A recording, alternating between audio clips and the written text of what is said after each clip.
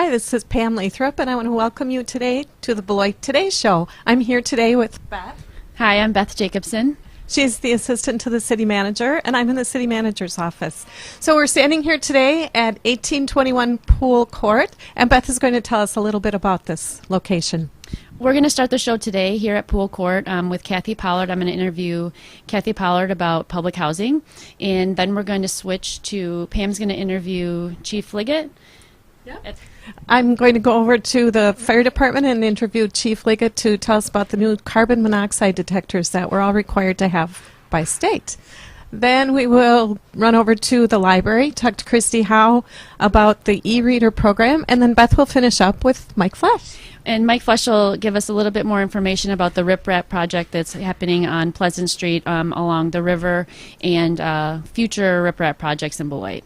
So I hope you'll stay tuned and join us for the rest of the show.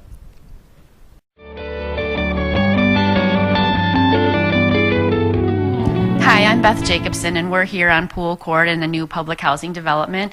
My guest today is Kathy Pollard. She's the executive director of the Beloit Housing Authority, and Kathy's going to tell us a little bit about public housing here in Beloit. Can you tell us about this specific new site, Kathy? Yes, I can. Pool Court is actually one of 5 public housing sites in Beloit that we'll be doing a total rehab on. The Housing Authority has 131 public housing units scattered throughout the city of Beloit. At this time, this Pool Court is our 3rd site that we're doing rehab on. We've also rehabbed the Cunningham site and the 6th Street site, and today we're at Pool Court, which is our 3rd site. We have taken units that were built in the 1970s and done a total rehab, including an upgrade of the kitchens and the bathrooms. We've put in new appliances, new electrical, and our families have been relocated while this is happening. And it's very exciting because actually as we talk, we're relocating families right now back into their new homes. And Kathy, can you tell the people at home how you qualify for public housing in Beloit? Sure. We have an application process, and our public housing is open to families within Rock County. You can come in and apply at the Housing Authority Monday through Friday. Our housing is done on an income basis. To qualify, if you are a family of 2, we start out at $6,000 a year or below. We actually have 0 income families, and for a family of 8, for example, you can earn up to $68,500 and qualify for public housing. So what we actually do is take the application process, and we do screen our tenants for public housing.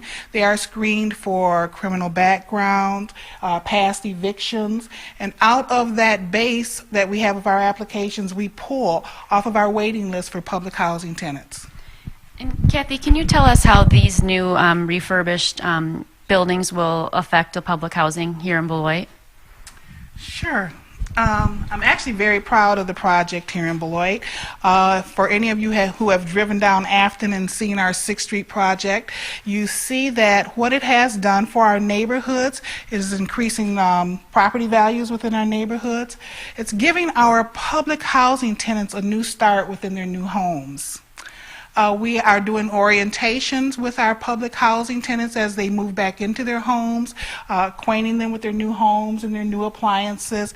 We're hoping that this gives our tenants a fresh start and maybe even serve as a motivation for our tenants to want to live in nicer housing and to keep public housing in Beloit to a standard of quality. And here we are in the kitchen. Can you tell us about these appliances? I heard that there's something special about these appliances. Oh, this is mine. Here, this is what I consider special. Within our kitchens, we have upgraded our kitchens for new refrigerators with the freezers on the bottom, 24 cubic feet. We have stainless steel tub dishwashers, which I'm actually very proud of. They're energy efficient? Oh, absolutely. We have what met Wisconsin Green Build standards with our rehab. All of our appliances are energy efficient. Within here, we have done total rehab of the kitchen. As you can see, when we talk about our appliances, we're working with the Wisconsin Focus on Energy. We're hoping that when our public housing tenants move back in, we will see a drastic reduction in the energy bills here. We have new windows, new insulation. So that's another thing that it will do. Our tenants will also see a cost saving once they move back into their new units. And if anyone wants to apply for public housing, can you again remind them where specifically to go? Do they have to bring anything with them? Do they have to make an appointment? There is no appointment necessary. We are at 100 State Street on the 3rd floor at the public housing. When they come, they will need picture identification, a birth certificate, and proof of income at the time that the application is submitted. Thank you, Kathy. And just one more thing. Can you give us your phone number just in case people are watching at home and they want to make a phone call? Absolutely. The Beloit Housing Authority phone number is 608-364-8740. Well, thank you for being with us today. I appreciate your help. This new building looks beautiful, and we'll look forward to having you on again. And thank you.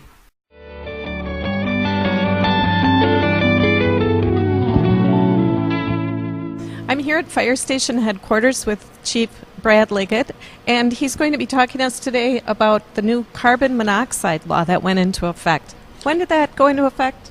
The new carbon monoxide law went into effect February 1st of this year. And what exactly does that mean, the new carbon monoxide law? Well, it means that all properties that have bedrooms, residence, places where you sleep or work should have a carbon monoxide detector. Any place where there is a fueled-fired furnace or water heater, those are places where it's required to have a carbon monoxide detector. And carbon monoxide is a colorless and odorless gas that is produced when a fuel burns, like oil or natural gas or propane. When it burns in your furnace or in your water heater, it produces carbon monoxide. So would this be something that would then be in addition to our smoke alarms? Yes, this is a new thing. All residents in the state are required to have one smoke alarm on every level of their home, and it's suggested that there's a smoke alarm also near the bedrooms. This is the same thing for the carbon monoxide detectors. It's really important to make sure that we have one carbon monoxide detector on every floor of your home, and then also one near your bedrooms. It's suggested that it even be in the sleeping area. Why did the state of Wisconsin decide to come up with this new law? Well, we saw a uptick of deaths related to carbon monoxide and poisonings related to carbon monoxide. What happens is when carbon monoxide gets in your blood, it takes over the spot that oxygen holds in your blood, and it holds on to the blood cell a lot better than oxygen does. So when it takes over that, it suffocates the person just by being present in the blood itself. So it's really important that because it's colorless and odorless, you don't know it's there. There's got to be something in the home that allows people to know that it's there, and the carbon monoxide detector does that. Do you have any advice for people on where they can obtain one of these units? Well, the carbon monoxide detectors are available at any hardware store, home improvement store, department store, any place where you can buy smoke detectors. Carbon monoxide detectors are available there. Do people need to put these in their attics and their basements, or just near the sleeping unit areas? They need to be on every floor of the home, including the basement. They don't need to be in attics or garages because typically carbon monoxide won't accumulate in the attic unless you have a furnace there. The garages, you're going to have cars running there, so that will set the carbon monoxide detector off in the garage, so it doesn't need to be there. What happens if the alarm goes off? Well, if the alarm goes off, it's important to, one, call 911. You can call the non-emergency line and have the fire truck respond. If we come out, we will call Alliant Energy out to help and take a carbon monoxide reading in your home. Another thing that you may have symptoms. Those symptoms might be dizziness, blurred vision, a strong headache, flushed skin, altered mental status. Someone might not be conscious if they have carbon monoxide poisoning. So if you're experiencing any of those symptoms and the alarm's going off, please call 911 immediately. You're also going to want to exit your home. Exit the home and close the house up so that we can determine where the source of the carbon monoxide is coming from. One of the things that we do is we have a specialized monitor. We go into the house with a breathing apparatus, and we search for the source of where the carbon monoxide is coming from. Have you seen an increase in calls for carbon monoxide detectors? Typically, when an ordinance like this comes into play and people put these in the house, we do see an uptick in the calls for service for carbon monoxide detectors. Back in the mid 90s, when carbon monoxide detectors first came out, we had a dramatic increase because the technology that was available at that time wasn't sufficient enough to prevent false positive calls, where a detector would go off and the call wasn't authentic. Now the technology is advanced enough that these calls have been dramatically reduced to where if we do get one going off, it's the real deal. So this is very important, and it's not like if I burn my pizza in my oven, I just kind of flap around the smoke detector and I don't call you. But if the carbon monoxide detector goes off, it's very important to call, isn't it? Absolutely. It's very important to call because, again, colorless, odorless gas, you don't know it's there, but the detector does know it's there. And if it's going off, it's alarming. It alarms just like a smoke detector alarms. It's important to not just wave some magazine over it, call so we can determine where the carbon monoxide is coming from. And you did have one little piece of advice about purchasing one smoke alarm and one carbon monoxide detector. Sure.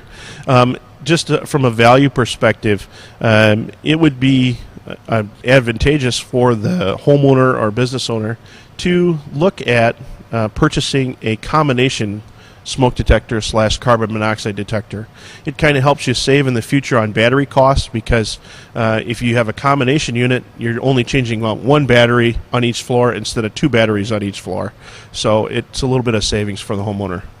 Okay, so this is a new Wisconsin law. We didn't make this up. It started February 1st, and we do have some information about it on the city's website. I believe we had a press release that went out for people. If they have more questions, can they call? Sure. They can call us here at Beloit Fire Headquarters at 364-2900, or you can email me at my email address that's available on the city's website. All right. Thank you so much for being with us today. Thank you.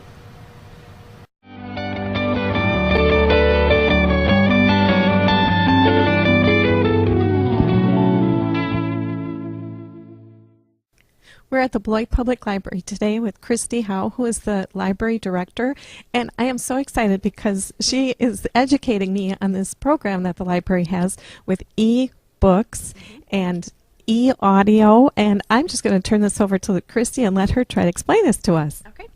Well, one of the things we've been talking about, and we mentioned it in the Beloit report a few weeks ago, was the overdrive service that the library has to offer our patrons. Basically, this is a subscription service that library patrons can access free of charge just by using their library card. And then they're able to access e-audiobooks, e-books, downloadable video, downloadable music, all sorts of great things through this overdrive service. Now, the e-audio is a book, or tell me about the e-audio. Okay. Well, an e-audio is basically the same thing as you would receive if you came to the library and checked out a book on CD, or we used to do books on cassette. The only difference is that instead of having to come to the library and check it out, take home the 12 CDs with you, you can just download it from home to your computer, and then you can run it through your Windows Media Player or download it to an MP3 player or your iPod, whatever device you choose. I could have an ebook on my iPod. Right. This is amazing to me. I just don't have to have music. And now you're holding your e-reader. And tell us about that. Okay. Well, this is an e-reader I just brought to show you. This one happens to be the Nook Color, which is the one from Barnes & Noble. The overdrive service is compatible with almost every type of e-reader out there, with the main exception being the Amazon Kindle. So if you're interested in using the library service, you're not going to want to invest in the Kindle. It's the only one that's not compatible. But this one here is the Nook, and what you'll do basically is just access the Overdrive website, download the ebook of your choice to your computer, and then you plug your Nook in, and it transfers it to this, and then this can hold thousands of titles. You can just carry this with you when you're traveling. Choose which books you want to read. Now, is there an expiration on the book when you download it? There is. There's a 14-day lending period for these downloaded books. And they have something called digital rights management so that you don't have to remember to delete it from this or from your computer. At the end of your checkout period, it will just automatically delete, and it'll tell you that the book has expired. No overdue fines. No overdue That's fabulous. fines. Can you renew it if you need to? Right now, they're not really renewing because there's such a high demand and so few titles. But one of the really great things they are doing is allowing you to place holds. So if you came to the library looking for the new Patterson and it wasn't on the shelf, we'd encourage you to put it on hold. And you could do the same thing with your ebooks. If you go onto the website and there are no copies available, you just place it on hold and they email you when it's ready for you. That's amazing to me. What else would you like? Now, how can a person access this overdrive that you're talking about? Right. We have a large size link to it. It's pretty difficult to miss on the homepage of Rock Cat, which is our shared system catalog with all of the libraries in Rock County. If you go to the Rock Cat, either directly or through the library's website, on the bottom left-hand side of the screen, you'll see a large link that says Overdrive Digital Library. You'll click on that, and it takes you to the Wisconsin Public Libraries Consortium. It's a statewide purchasing agreement. So you'll just enter your library card, your PIN number, and start shopping. Okay, so the first step is the library card. Yes. The second step, of course, is the e-reader. And then, Or if you don't have an e-reader, you can still read these on your computer or laptop. So if you don't have an e-reader but you do travel with your laptop for work, you could check books out and read them on your laptop. what is the library's web address? The library's web address is www.beloitlibrary.info. Okay, and if people have questions, can they call someone? Sure, they could call us here. The reference desk would be the best place to call, and that's 364-2905. Well, thank you so much, Christy. I just think this is a fascinating program, and apparently it's been around a little bit, but we just wanted to give it a little more exposure. Right, right. It just continues to become more and more popular, especially because the e-reader was such an overwhelming Christmas gift. We found so many of our patrons are just exploring this technology, so it's very exciting. So if you have questions, stop in or just check out the library's website. Thank you. Thank you. Hi, I'm Beth Jacobson, and we're here in the studio. I'm here with City Engineer Mike Flesch, and we're here to talk about the city's RipRap project. And for those that hear the word but don't know about it, Mike's here to tell us about it. So, Mike, tell us, how do you spell RipRap? RipRap is R-I-P-R-A-P, 2 words. Okay. Okay. RipRap. RipRap. So what in the heck is RipRap? It's not your new band in town. It's a type of measure that we put along riverbanks and stream banks to protect them, to armor them from erosion. Okay, so we have a new project. I understand it's on the east bank of the Rock River. Is that correct? Yes, we have one ongoing on the east bank of the Rock River, and I brought some pictures to go along with this. So we have some flood damage that occurred in 2008, and a Department of Commerce flood mitigation grant opportunity for that was presented to the city of Beloit. Flooding caused erosion along the east bank of the Rock River. And so these images are along... These are along the east bank, taken from across the river at Beloit Corp. And you can see in the images that there's a little bit of riprap or old broken concrete at the very bottom, close to the water's edge, and how it is all eroded away. The east bank, along the east bank of the Rock River. And so this is behind like Nikki's Cafe and along Pleasant by Right. Beloit College? That's Heritage View that we're looking at now. And the project goes from the First National Bank seawall all the way north, nearly 1,900 feet, to the Rock River Dam. And you can see there in wow, this all one, the way. that's some more significant damage that kind of really caused us to do this. The mitigation is the grant allows us to spend extra funding to prevent it from the erosion from happening in the future. So this riprap stuff helps the erosion not happen in the future if there were to be another flood. Right. that It protects Heritage View, the bike path, and the Angel Museum, and the well house, and the other appurtenances along that stretch of the river from being undermined and falling into the Rock River. Sure, and that looks like the new So Beloit the College project, building. yeah, that's a new Beloit College. So Okay. our project removed the unstable demolition debris that had been placed there in the 50s and the 60s along that stretch of the river, and exposed the riverbank by regrading, and it was then reestablished with new limestone riprap. So the new images are of, this is the limestone that was This placed is, there now. right, this is the new one, and we're standing, it's taken from the First National Bank seawall. So, So with this, who did you coordinate with anybody? Are there any other government agencies that are involved? Does the state know? Does the DNR know? we had extensive coordination. We had a joint permit with the Department of Natural Resources from the state of Wisconsin and the Army Corps of Engineers to be able to work along this waterway. It's actually controlled by the Army Corps, and they delegate their authority to the Department of Natural Resources. We coordinated with them very closely and submitted a plans and specifications as part of our permit application. They're very much aware and have blessed what we are doing at this location. Oh, good. So they agree that this mitigation will be helpful to Beloit in the future. Oh, yes. If we wouldn't have gotten the permits, we wouldn't have been able to do the work.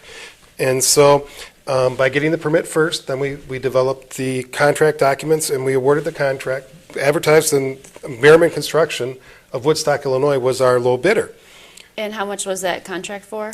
The contract was for approximately $689,000. Wow, that's a lot of money. Who pays for that? Who pays for that? That was our mitigation grant from the Department of Commerce. It's 100% funded by the mitigation grant, so there's no local dollars involved in that project. And here's a picture of it after as they're installing the riprap, and we're looking downstream from just north of the Angel Museum towards the Angel Museum, Heritage View, and the hotel. So this has been done over the winter. I saw that there were some cranes out there this winter. Right. And they're just going to continue working until this spring, and then what, is it done, or what else needs to be done? Okay. The good news is the riprap is complete, but we still have landscaping restoration, bike path repair, tree planting, and there's a phone line that serves the Angel Museum that needs to be reburied also. And if Mother Nature provides for us very nicely, we shall have everything done by the end of May. Oh, fantastic. So this project is essentially done with the exception of landscaping and kind of cleaning up.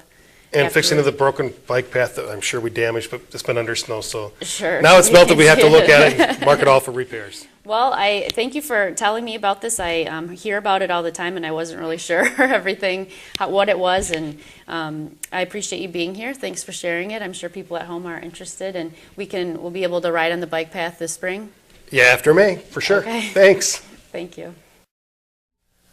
Well, Beth, that concludes your first issue of the Beloit Today Show. How did it feel? It was great. I mean, I learned a lot of things I didn't know. I mean, I work with these people, but I don't always know everything that they're doing. So that was great to learn about public housing, and riprap has been a big mystery to me for quite some time. Yes, I think it was interesting to learn about the e-reader. I'm so excited. And carbon monoxide detectors, I think that's important for everybody to know. So I think it was a pretty informative show. Yes, it was great.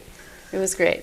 And I would just like to remind people, if they are interested in getting involved in city government, that you can contact our office and ask for an application, or get on the city's website and look for an application for a city board, commission, or committee. We have some openings coming up on the Police and Fire Commission, Equal Opportunities Commission. So just check out our website and please get involved. Yeah, and if you have questions, please call the city, and we can always answer them for you or highlight it on another edition of the Beloit Today Show. Yes, and let me give you my number. It's 364-6614. Again, it's Pam in the city manager's office. Yep. Thanks for Give us being a with call. us.